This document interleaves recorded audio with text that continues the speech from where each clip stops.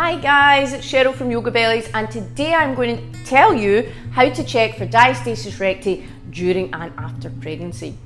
Now, you may have heard of diastasis recti. It's a fairly common condition of pregnancy and postpartum, and it affects all of us. It affects the fittest, the most unfit. There is no discrimination.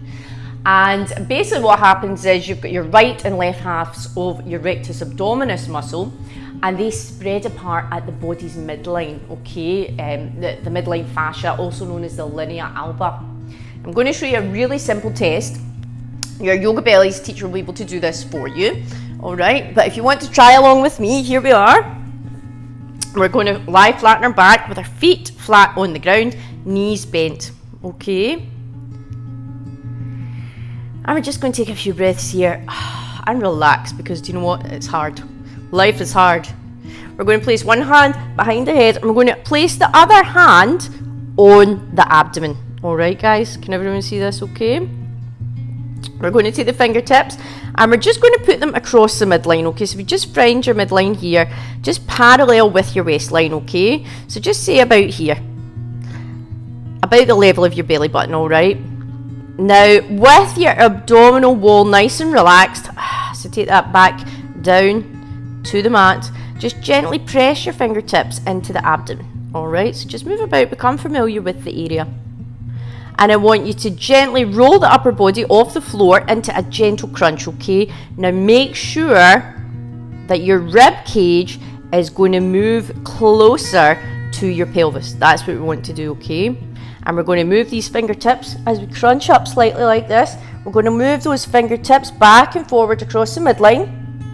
So I want you to feel the right and left sides, okay, of the rectus abdominis. So all the way across, guys. I hope you can see this, okay? And this is what we're doing, is we're testing for separation at above and below your belly button. All right, so we're going to test both sides. Above the belly button, below the belly button. And then we're going to come down, okay? So it's really important to use a correct form when we're doing this, guys, when we're making an accurate assessment. So make sure that you don't simply, pull your head off the mat. This is a really common mistake. We're doing a very gentle contraction there.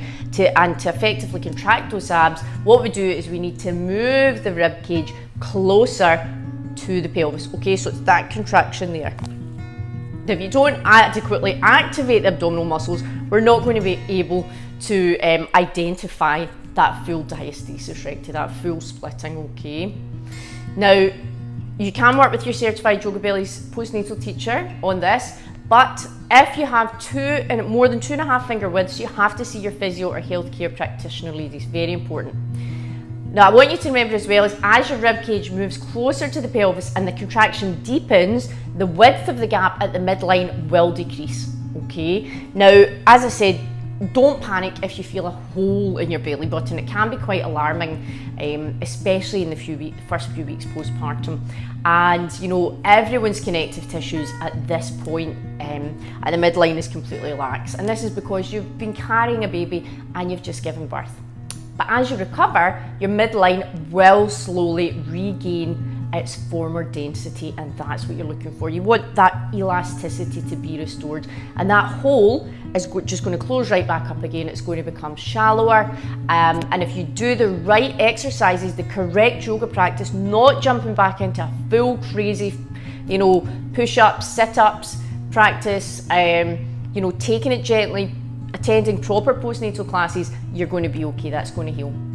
Now, there's various signs of abdominal separation, diastasis recti. As I said, if you've got more than a 2.5 finger width gap, then your rectus abdominis is fully contracted, okay? Now, the gap does not shrink as you contract your abdominal wall. This is another sign that you're suffering from diastasis recti, okay?